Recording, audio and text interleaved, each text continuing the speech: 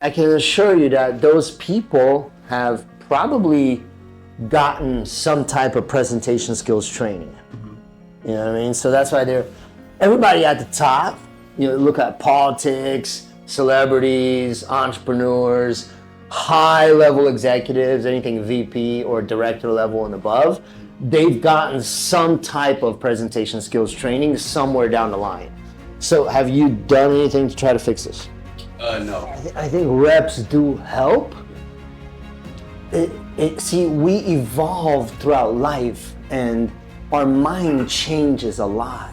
So maybe in college you were fine because you had a different type of expectation and a different worldview of what exactly my experience of how the world treats me and how I come to it. So whereby now, especially after COVID, a lot of people, it like interrupted that social pattern. So we feel like we're like, a little bit ill-equipped.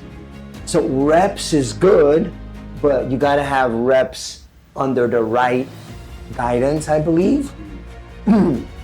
So it's like, the saying, practice makes perfect. Yeah, I don't believe in that. I think it's more like perfect practice makes permanent. The keyword there is perfect. Perfect practice makes permanent, right? So if I ask you, for instance, I say, hey, I want you to be a really good boxer. Okay, you got it, Omar? You can be a great boxer? Okay, I'm gonna give you reps. Let's throw you in the ring. What do you think is gonna happen?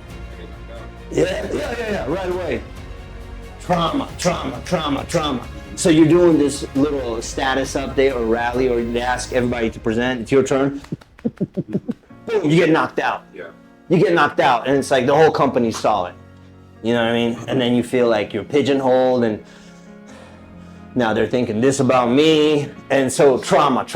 So more reps under these kind of trauma, like poking needles of your psyche and your nervous system, is, in my opinion, is not the answer.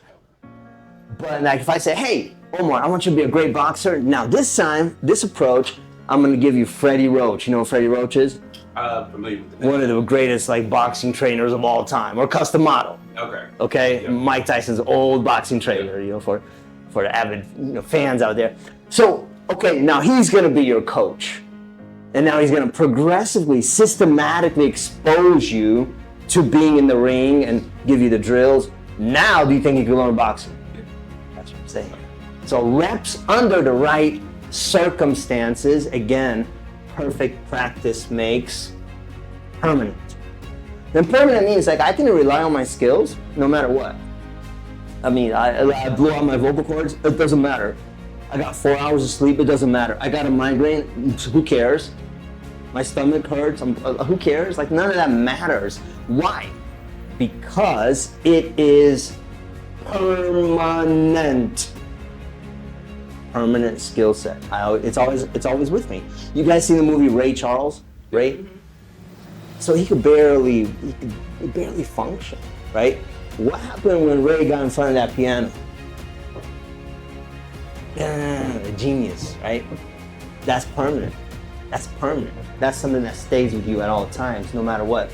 So that's the kind of association that I want people to feel whenever they speak in front of groups. Like it's totally on the command of my fingertips. Doesn't matter how I'm feeling, it's always gonna be on. It's a permanent skill set. But the key word is what? We gotta have perfect practice in order to do that. Okay, so good. And then, okay, so let's talk, and I'll get to you in a second. Just take everybody one by one.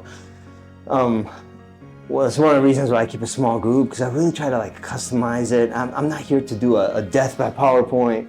It's more like a surgical precision to get inside your personality, get you to perform, almost like I'm Phil Jackson, getting you to be Michael Jordan, or Kobe Bryant. That's my role. So, scale of 1 to 10, how do you label yourself in terms of your public speaking skills, your abilities? How do you do a self-label? Self-label, I would say I'll give myself a 3. A 3? Okay. Why not 10? Just because of the nerves. I know the message. I fully understand that I can speak the words. It's just the confidence. And I think that's a huge weight factor for me. And again, it might be just me being too harsh on myself. And then what do you describe to me when you're up there in front of like all these, there's my fellow teammates, people that I talk to at the water cooler, at the coffee, at the desk. I talk to these folks, but now they're all together, all these eyeballs of people that I know. They know me.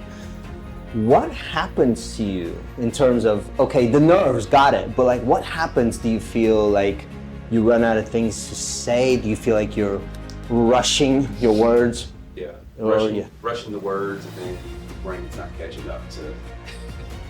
kind of jumbled? Yeah, jumbled. Things don't always make sense. They're just kind of thrown out there. Yeah, and then it just shuts down. Shuts down, and then what? So what does that? What does that look like?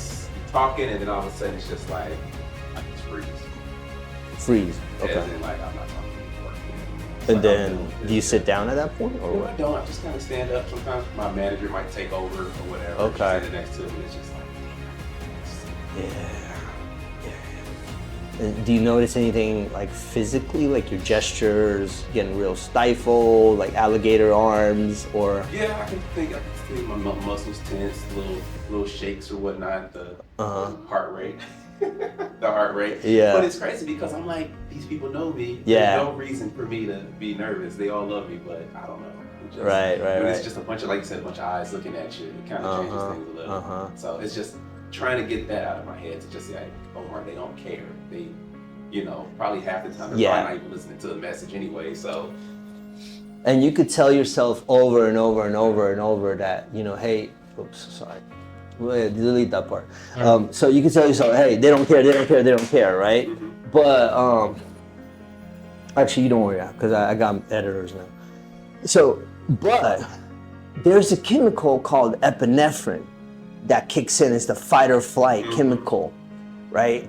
Gun to the head, boom, we all feel it. Something happens, the plane is shaking, boom, we all feel it, epinephrine. So even though you tell yourself, don't freeze, be relaxed, you got this, what happens is that chemical gets flooded from your brain all the way through your veins, and all of a sudden, it's like it courses through you and you can't stop its manifestation. And the manifestations are physical and they're real. That's what causes people to, in a fight or flight, duress type of situation, they'll drop their keys, people will pee on their pants. It's like they're not being themselves because of that chemical, the adrenaline dump. So even though you could tell yourself all the time, hey, do this, and you got it, and in the mirror, you do got it. At home, in front of your girlfriend, you got it. As soon as you're out there, that chemical again. So that's what we gotta get these butterflies to fly in formation to control them.